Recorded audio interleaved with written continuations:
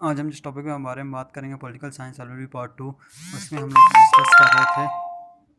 हम लोग डिस्कस कर रहे थे डायरेक्ट डेमोक्रेसी को। उसमें हमने रेफरेंडम को डिस्कस किया। अब हम आज देखेंगे रेफरेंडम के एडवांटेजेस क्या हैं, डायरेक्ट लेजिस्लेशन के एडवांटेजेस क्या हैं और डिसएडवांटेज क्या हैं।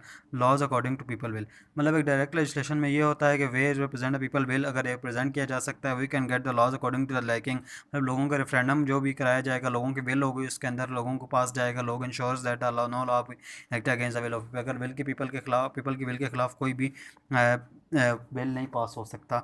इसमें direct legislation, the trends of autocracy can be fully controlled by the direct, मतलब ऑटोक्रेसी का एक आमरीत का दौर जो है वो नहीं होगा। People involve in directly law making and laws approve by federal assembly is important to approve by the people through referendum, मतलब कि जो लॉज हैं पीपल को एक अथॉरिटी दी गई है। People take initiative and give proposal to government और न्यू लॉज, मतलब एक न्यू लॉज के लिए पीपल भी उन्हें दे सकते हैं, इनिशिएटिव दे सकते हैं। उसके बाद political awareness, direct legislation also enhances the interest of people and political awareness आती है लोगों में, लोग इन्वॉल्व होते हैं, लोग कॉन्फिडेंस आता है, रिस्पॉन्सिबिलिटी का उन्हें एहसास होता है। उसके बाद जो awareness aware government about public opinion, मतलब कोई भी पब्लिक ओपिनियन है, गुड एडवाइस अगर देना चाहते हैं, तो अगर कोई लोगों को वेल इन्फॉर्म करना चाहते हैं पब्लिक ओपिनियन के बारे में, तो कॉन्फ्लिक्ट जो है both houses federal assembly referendum provide सब सोल्व मैटर। अगर देखें जैसे कोई अगर फेडरल असेंबली ने एक बिल पास किया है, कंटाउन गवर्नमेंट उसके खिलाफ है, तो मतलब तीसरा एक रास्ता भी हम देख सकते हैं कि उसमें लोग जो हैं तीसरी एक एज अ थर्ड पार्टी काम कर सकते हैं कि देखें एक बिल है फेडरल असेंबली ने पास कर दिया, कंटाउन गवर्नमेंट ने ऐसे रिजेक्ट कर दिया है, ठीक है, और दोनों का आपस में कॉन्फ्लिक्ट है, तो अगर तीसरा हम लोग देख सकते हैं तीसरा रास्ता पीपल जो है वो एक तीसरा रास्ता कंट्रोल एग्जेक्टिव एंड जुडिशरी। इसमें executive is not fully empowered not judiciary have to control legislation, मतलब कि दोनों एक एम्पावर्ड नहीं है, दोनों को अपनी लिमिट्स में रखा गया। There is a concept of judicial review and there is no concept of, मतलब जुडिशियल रिव्यू का भी कॉन्सेप्ट वहाँ पे नहीं है।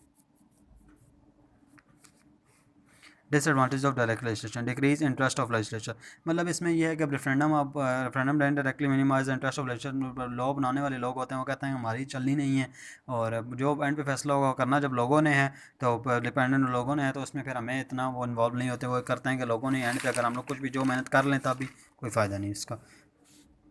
Lack of vote casters, it would be unjust to undermine importance of, ठीक है, the electorate usually avoid casting votes at referendum because they are not as much conscious about the legislation about the legislators, मतलब कि वो जो vote casters होते हैं वो इतने वेल नोन नहीं होते लॉ के बारे में जितने एक लेजिस्लेचर होगा। नो पॉलिटिकल अवेयर, मतलब लोग इन्वॉल्व तो होते हैं रेफरेंडम पर, लोग कोई भी इन्हें पॉलिटिकल अवेयरनेस तो इतनी नहीं होती, या उनके पास इतना लॉ का या इतना उनके पास लोगों के नहीं होता। हर legislature there is educated but there is not political conscious about the law.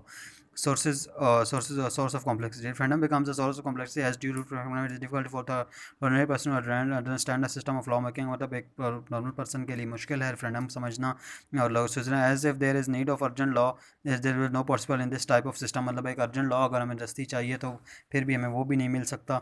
और and it is complex to make the new law, it cause delay in acting law, मतलब एक डिले हो सकती है लॉ में और इंक्रीज और burden. ये अब इसके एडवांटेज और डिसएडवांटेज है डायरेक्ट लेजिस्लेशन की। Thank you very much.